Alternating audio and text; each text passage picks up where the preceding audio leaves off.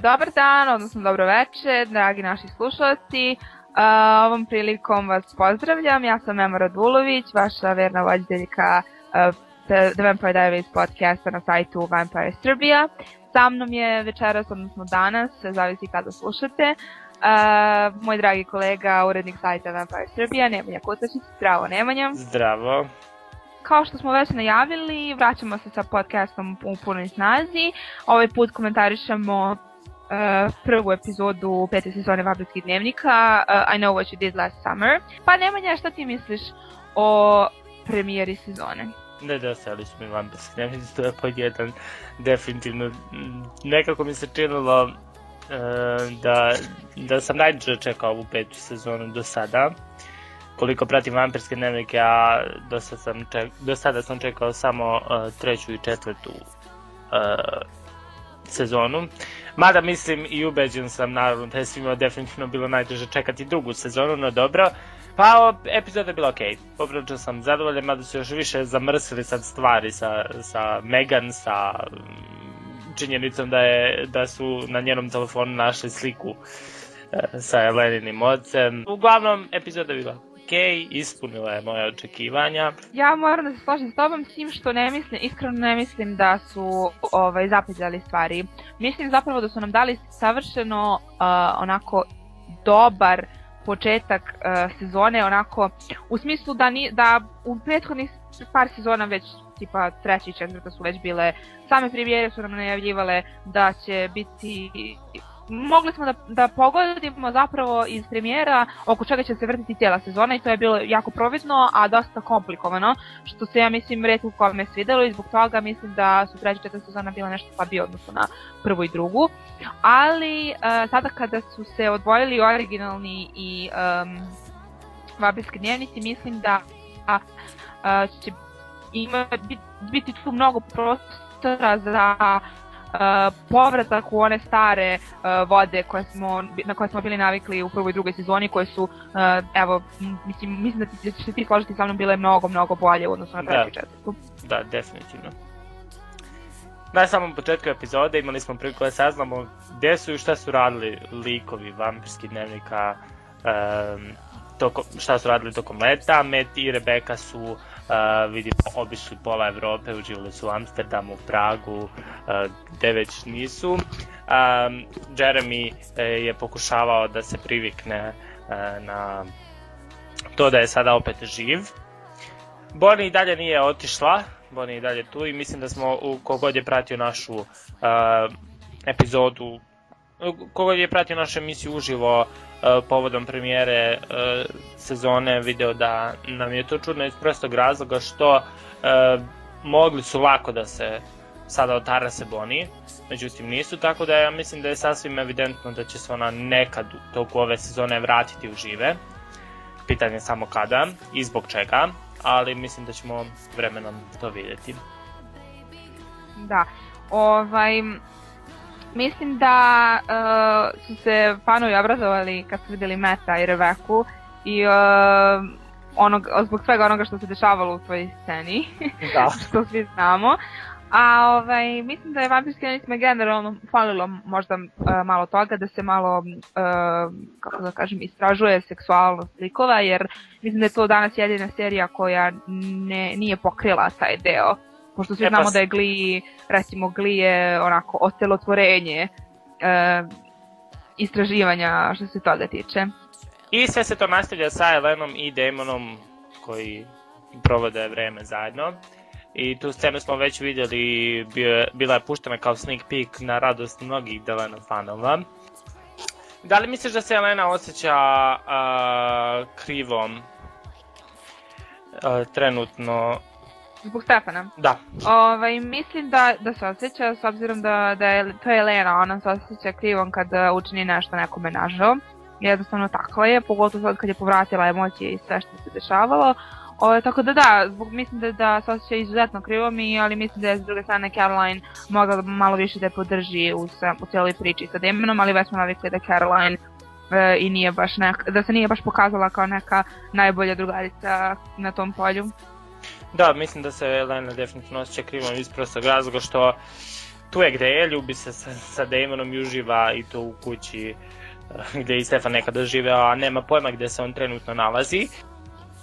Da, eto, još jedna stvar koja mi je privukla pažnju jeste upravo taj sudar, odnosno ta saobraćajna nesreća sa Catherine i Jeremyjem.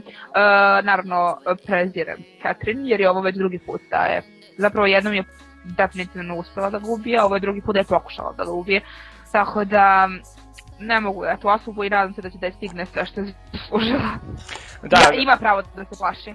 Da, Catherine je dakle došla u kuću Salvatore braće i pitam se šta je uopšte radila celo let. Mislim, to nam nije nešto pretjerano objašnjeno u ovoj premijernoj epizodi, kako je uopšte preživela ova 3 meseca, ajde kažemo 3 meseca koliko je trajalo to njihovo leto, kako se hranila, kako se uopšte snašla kao čovek. I prosto sam zapanjen činjenicom da je Damon pristao da joj pomogne. Mislim da kod njih generalno vlada neki odnos ljubavi i mržnje između Stefana i Catherine, između Damona i Catherine, iz prostog razloga što, ajde da tako kažemo, ona originalna Elena, oni su se nekada borili za nju. Ja se ne slažem, mislim da Damon ne osjeća ništa više prema Catherine, samo pokušava da bude ono kao bigger man, pokušava da bude bolji čovjek u celoj toj priči. Mislim da tu na to ima dosta utjecaja Elena, s obzirom da ne možemo da upoređujemo uopšte Damona iz prve sezone i Damona iz 6, odnosno sada već 5. I mislim da je jedini razlog zašto Damon pokušao da joj pomogne to što je sjeda ispred bolji čovjek, ali već kad je trebalo da bira između Stefana, između Catherine, informacije gdje je Stefan i menite da mora da preda Catherine Silasu, jasno nam je bilo da nije ne razmišljen 2 puta kada je pozvao Jeremya da mu kaže da vrati Catherine u Mythic Falls, tako da meni je to jako savršeno dovoljno dokaz da Damon ne osjeća ništa prema njoj. Elena i Caroline se smeštaju dakle u svoju sobu u domu na koledžu i saznaju da neće stanovati sa Bonnie, već će stanovati sa Megan. Caroline dira Meganine stvari i uzima njenu flašicu sa vodom u kojoj je vrbe. Šta to znači, ne znam. Mislim da nam uopšte do kraja nije razjašnjeno i nadam se da će u narednom epizodu biti razjašnjeno ko je Megan, šta je ona. I ono što znamo nakon ove epizode to je da ona verovatno i nije bila svesna. Nije bila svesna, da su one vampirice. Na stranu to, da uopšte pije vodu sa vrbenom iz prostog razloga što kada je izašla iz kupatila i kada je uhvatila Caroline sa njenom vodom, bilo bi joj jasno po Carolinenom izrazu da je ona vampir, mislim i da je pila njenu vodu, tako da, a i upravo su se bili dogovorili da ne diraju stvari jedna drugoj i nije reagovala na to što je ova pipala njenu vodu.